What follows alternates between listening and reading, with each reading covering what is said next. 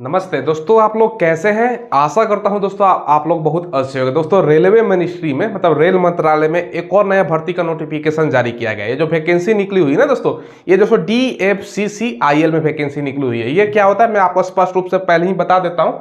जैसे कि मैंने बताया रेलवे में वैकेंसी है, रेल मंत्रालय के तहत वैकेंसी है। देखो, dedicated freight corridor corporation of India, ये क्या होता है। देखो, रेलवे में मालगाड़ी के लिए दोस्तों अलग से पटरियां बिछाई जा रही है, ठीक है। तो उसी में आपका ड्यूटी रहेगा। उसके लिए ही दोस्तों अलग से ये बनाया गया है, DFCCIL बनाया गया, तो उसी में आपका ड्यूटी रहने वाला है, ठीक है। उसी में दोस्तों ये वैकेंसी निकली हुई है। टोटल संपूर्ण डिटेल्स हम आपको बताएंगे कि कौन कौन फॉर्म को भर सकता है, age, salary, syllabus, selection process कैसा होता है। अभी शॉर्ट नोटिफिकेशन आया हुआ है, लेकिन हम सारा कुछ आपको बता देंगे। चलिए वीडियो को स्टार्ट करते हैं। देखिए दोस्तों, इसमें टोटल अगर पोस्ट की बात करें ना तो 535 पोस्ट पे वैकेंसी निकली हुई है। 20 तारीख से फॉर्म स्टार्ट होने वाला है और लास्ट डेट की बात करें तो 19 जून तक आपका फॉर्म भरा जाएगा, ठीक है। बाकी आपका अप्लाई का पैसा कितना लगेगा वो देख लीजिए। 1000, अच्छा खासा, पता नहीं इतना पैसा ये लोग क्यों लेते हैं, ठीक है। 100 रुपये लेना चाहिए, ज़्यादा से ज़्यादा 150 रुपये लो, ठीक है। 1000 रुपये लगेगा। किसको लगेगा? जनरल को लगेगा, OBC नॉन क्रीमी लेयर वाले बच्चों को लगेगा और EWC, इन 3 कैटेगरी का लगेगा। बाकी दोस्तों SC हैं, ST हैं, PWD हैं और एक सर्विसमैन है, ट्रांसजेंडर है, तो आपको छूट दिया गया, आपका पैसा नहीं लगने वाला, तो ये ध्यान रखिएगा, ठीक है। देखो दोस्तों, यहाँ पे एज की अगर बात करें तो 18 से 30 साल आपका एज मांगा गया है। बाकी दोस्तों अगर OBC का 3 साल का छूट है और SC ST को 5 साल का छूट है, यानी OBC 18 से 33 साल तक और SC ST 18 से 35 साल तक हो जाएगा। सबसे पहले अगर पोस्ट की बात करें ना, यहाँ पर जूनियर वाला पोस्ट की बात करूँ, देखो सिग्नल एंड टेलीकम्युनिकेशन में दोस्तों 148 सीट है, ठीक है। इलेक्ट्रिकल में आपका 24 पोस्ट हो गया और दोस्तों आपका मैकेनिकल में 9 पोस्ट पे वैकेंसी है, ठीक है। इसके लिए आपका क्वालिफिकेशन क्या चाहिए? 10वीं आप पास है, 10वीं में 60% मार्क्स चाहिए, बाकी आपका ITI होना चाहिए, आप लोग अप्लाई कर सकते हैं। तो बहुत सारे बच्चे, लाखों बच्चे ITI किए हुए हैं, ठीक है।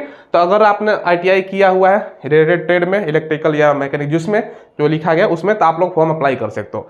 इसके अलावा दोस्तों देखो, यहाँ पर ऑपरेशन BND का मतलब होता है बिजनेस आपका डेवलपमेंट, उसमें दोस्तों 235 पोस्ट है। सिविल में आपका 50 पोस्ट हो गया, इलेक्ट्रिकल में फिर से आपका 30 पोस्ट हो गया, फाइनेंस में 14 पोस्ट है, HR मतलब ह्यूमन रिसोर्स में अगर बात करें तो 19 पोस्ट है। आप दोस्तों आपका टेक्नोलॉजी में 4 पोस्ट है। इसके लिए आपका क्वालिफिकेशन क्या होना चाहिए? देखो, जो यहाँ पर ऑपरेशन एंड BD है ना, 235 पोस्ट, इसी में सबसे ज्यादा बच्चे अप्लाई करेंगे, क्योंकि नॉर्मल इसके लिए क्वालिफिकेशन मांगा गया है। मात्र आप ग्रेजुएट है ना, बैचलर डिग्री आपके पास है और 60% यानी आप 60% लाए हुए अप्लाई कर सकते हो।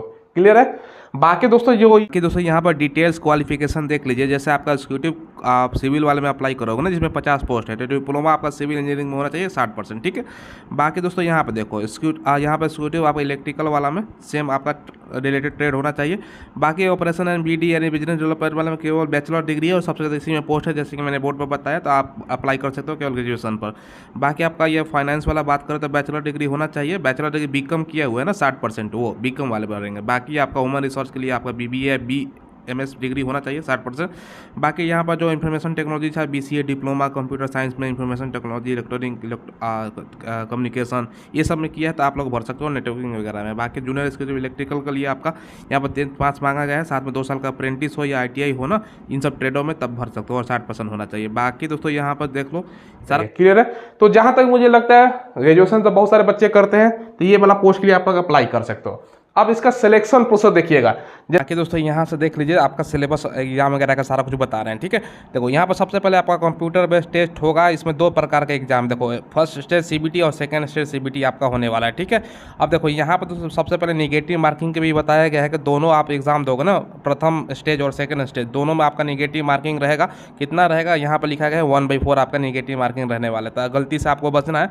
बाकी दोस्तों यहाँ पर देखो, यहाँ पर दिया गया ना, यहाँ पर नॉर्मलाइजेशन का जो शॉर्ट लिस्टिंग कैंडिडेट है CBT 1 और CBT 2 के लिए दोस्तों, ठीक है, ये आपका शॉर्ट लिस्टिंग किया जाएगा। नॉर्मलाइजेशन जो स्कोर होगा ना फर्स्ट स्टेज में, उसके आधार पर, तो ये सब पढ़ सकते हो खुद भी।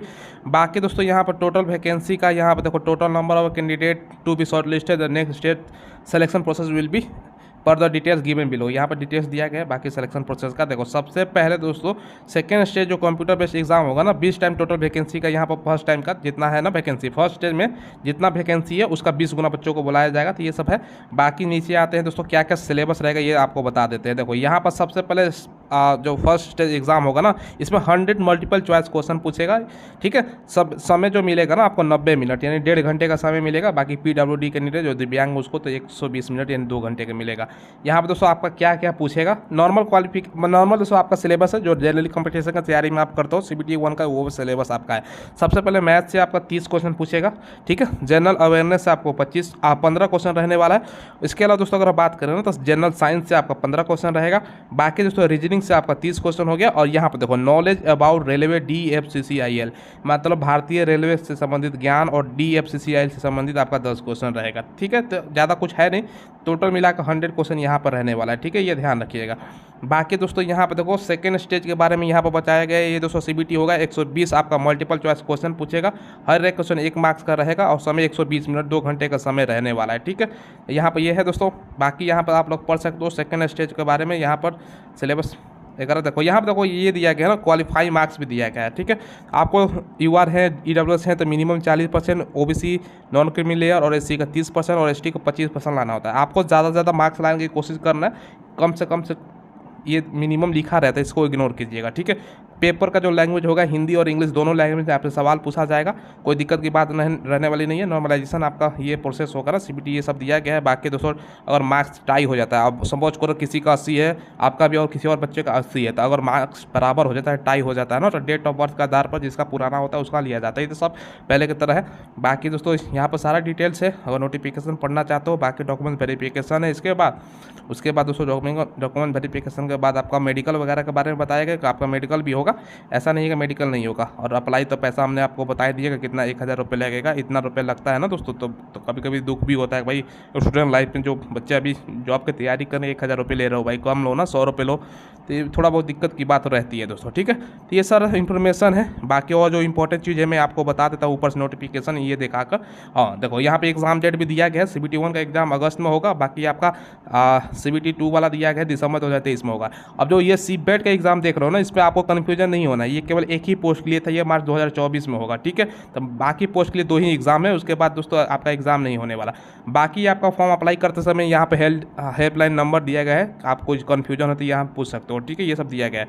सैलरी देख लीजिए अलग अलग दोस्तों, पोस्ट की अलग है, 30,000 से लेकर 1,20,000 तक सैलरी जाएगा, अच्छा सब सैलरी है। और सबका क्वालिफिकेशन भी यहाँ पर दिया गया है, और कैटेगरी वाइज कितना पोस्ट है वो भी देख सकते हो, ठीक है।